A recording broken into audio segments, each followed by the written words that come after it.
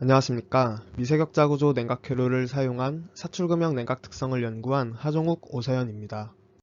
연구 배경, 연구 과정, 연구 결과 순으로 발표를 진행하겠습니다. 사출 공정이란 플라스틱 제품 제조에 널리 사용되는 제조 공정입니다.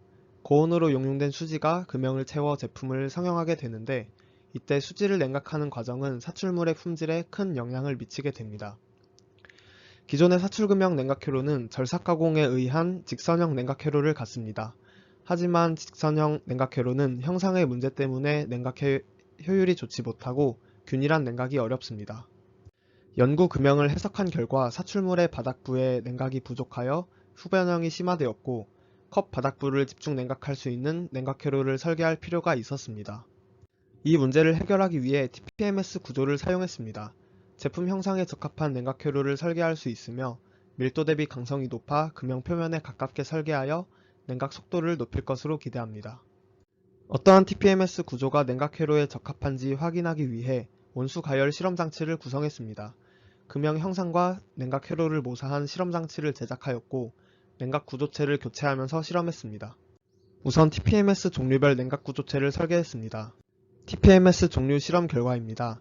상단의 열화상 사진과 하단의 그래프에서 실린더리컬 자이로이드가 냉각 속도가 가장 빠르고 비교적 온도 편차도 적은 것을 확인하였습니다. 따라서 TPMS 종류는 실린더리컬 자이로이드로 결정했습니다. 실린더리컬 자이로이드에서 볼륨 프랙션을 30%에서 60%로 조정하여 설계하고 실험했습니다. 상단의 열화상 사진과 하단의 온도 그래프를 종합해 보았을 때 볼륨 프랙션 40%의 가열 속도가 가장 빠른 것을 확인했습니다. 따라서 실린드리컬 자이로이드 볼륨 프랙션 40% 냉각 구조체를 선정했습니다. 하단의 열화상 사진은 해당 냉각 구조체의 시간에 따른 사이드뷰 열화상 사진입니다. 기존의 연구 목표대로 컵 바닥부에 집중 냉각이 이루어지는 것을 확인할 수 있습니다. 이번에는 냉각 구조체의 압력 손실을 측정하기 위해 좌측 사진과 같은 구조를 프린팅하고 우측과 같이 압력 강화 실험 장치를 구성했습니다. 실제 사출 환경 유량인 7.2L/min 전후인 5에서 9L/min에서 실험을 했습니다. 실린드리컬 자이로이드 볼륨 프랙션 40%가 압력 강화 측면에서도 좋은 성능을 갖는 것을 확인했습니다. 이제부터 금형에 적용하기 위한 설계 단계입니다.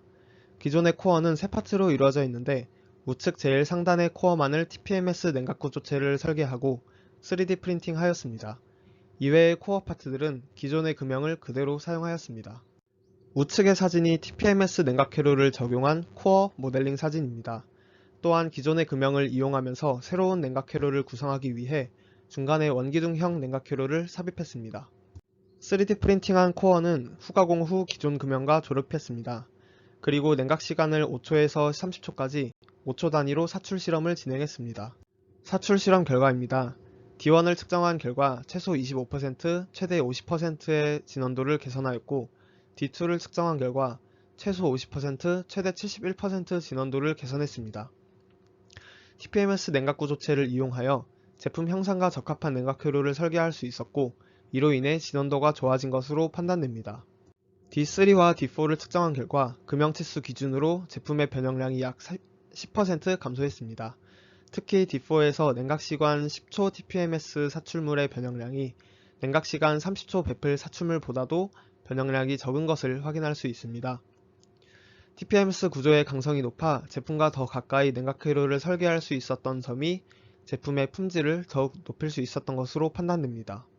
앞의 결과를 종합적으로 고려했을 때 냉각시간 15초 TPMS 사출물이 25초 베플 사출물보다 품질이 좋을 것으로 판단됩니다. 따라서 생산 사이클 타임을 계산한 결과 21.5초로 기존의 31.5초에 비해 약 30% 단축시킬 수 있었습니다. 발표 마치겠습니다. 들어주셔서 감사합니다.